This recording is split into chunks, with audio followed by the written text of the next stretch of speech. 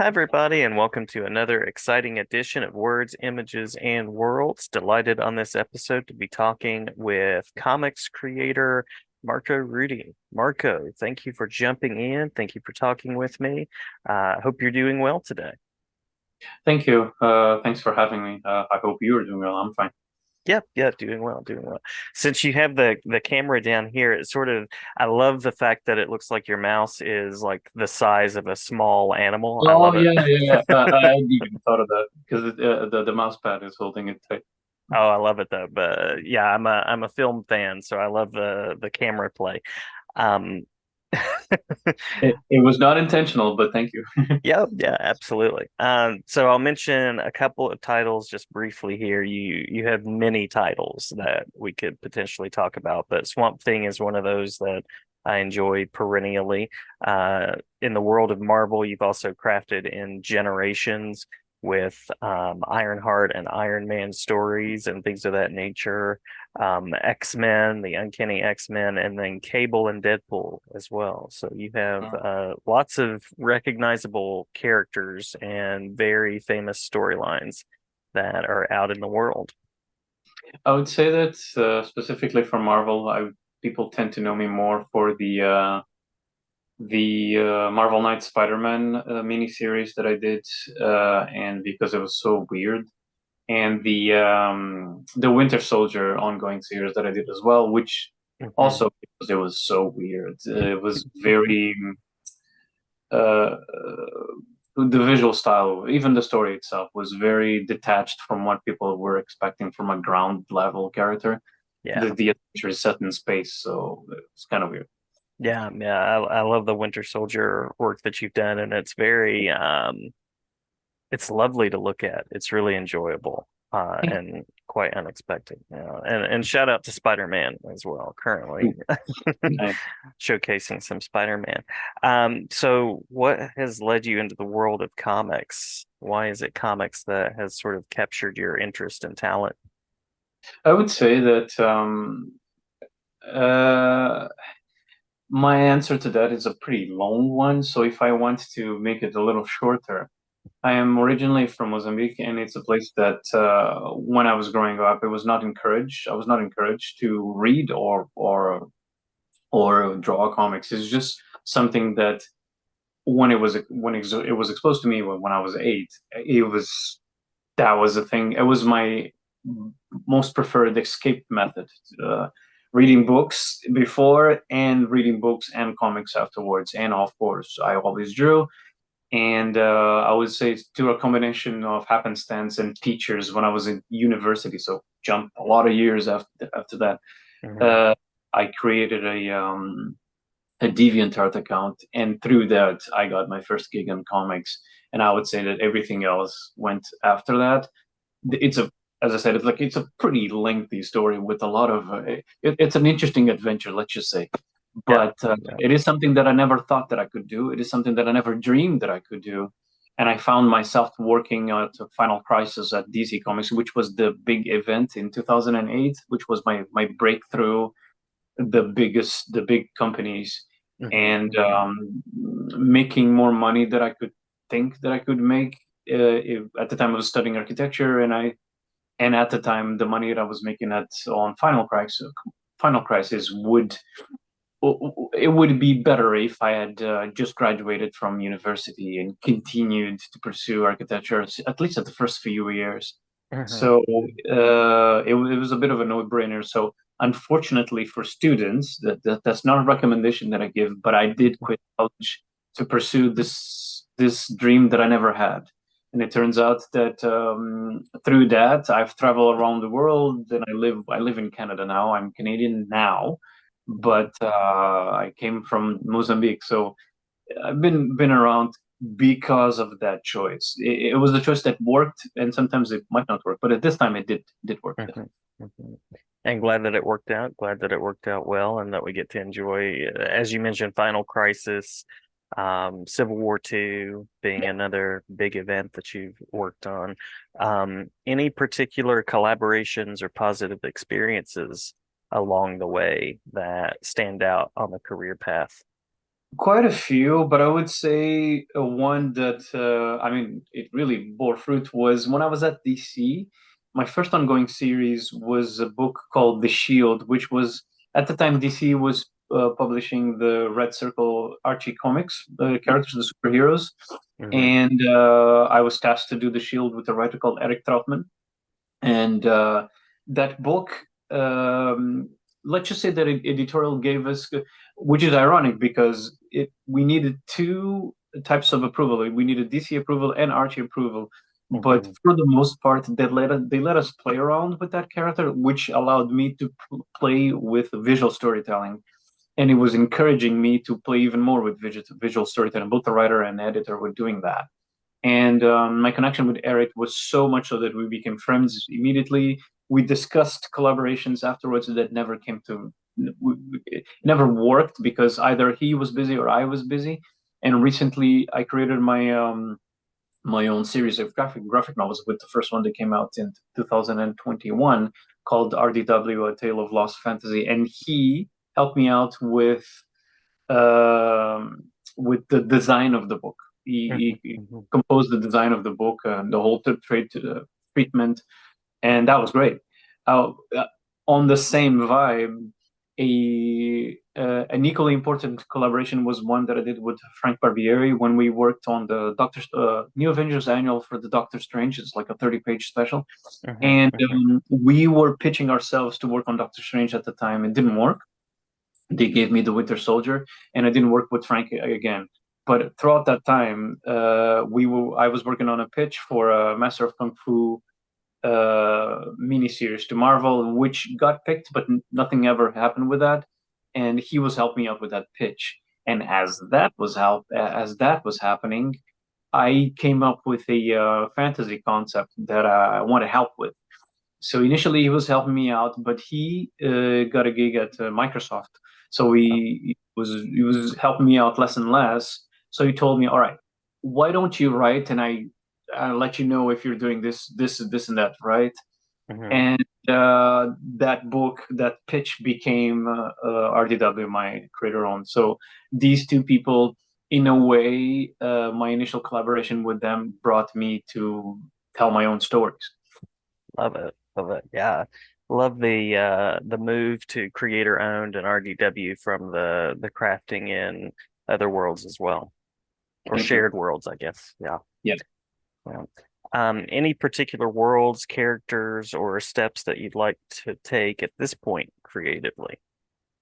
Um, uh, After working on creator owned, especially working interior artwork, after work on creator owned and seeing my vision of things the way I wanted, with the time allotted because I did it through Kickstarter, so I allowed myself to have time to just focus on the job at hand. Hmm. I wouldn't want to do anything else for a very long time. I don't know what happens. I mean, essentially sustain myself doing cover work and commissions nowadays because I stopped doing interior artwork mostly because it takes a lot of time.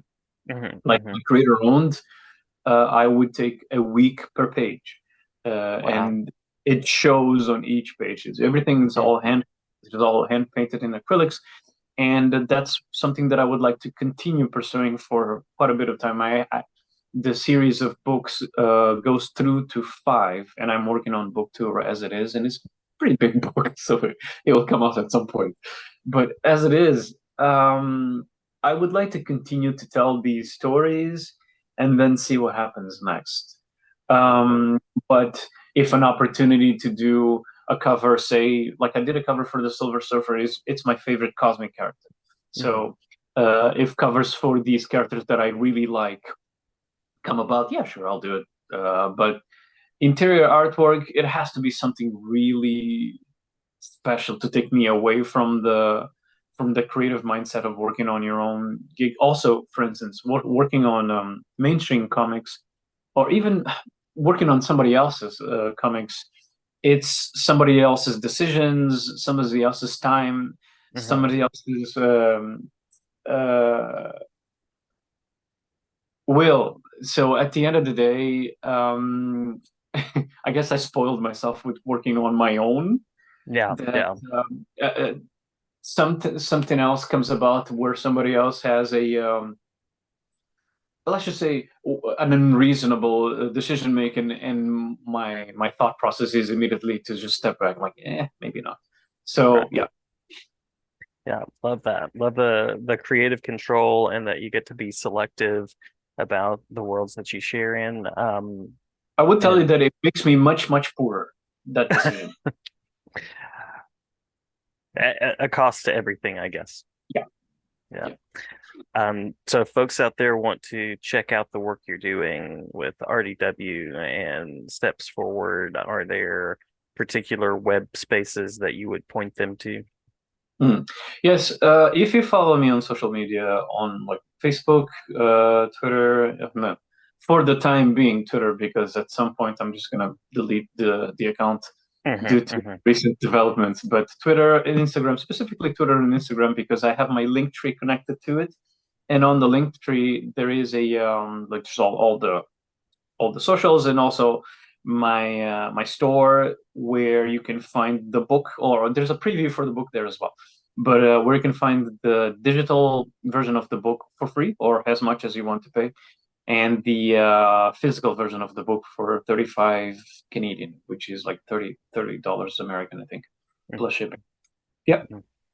Awesome, awesome. Any other upcoming events, things to look for, or things of that nature that you want to share that listeners can keep in mind? Pretty much doing the convention circuit. Like I try to do like at least once a month or something like that. So I will be doing the show Fun Expo Toronto in this month. So like in a couple of weeks, I think, or in 3 weeks. Um, I will also be doing New York Comic Con. I'm aiming to do that's in October. I'm Mhm. aiming to do Baltimore Comic Con, but I'm still waiting for a response, and it's in a month. So I don't know at this point that I'll get that table or not. But Baltimore is exactly in a month. And there may be another show towards November, but that's pretty much it. And like essentially just follow me on social media, because I every now and then I post progress on the book through that.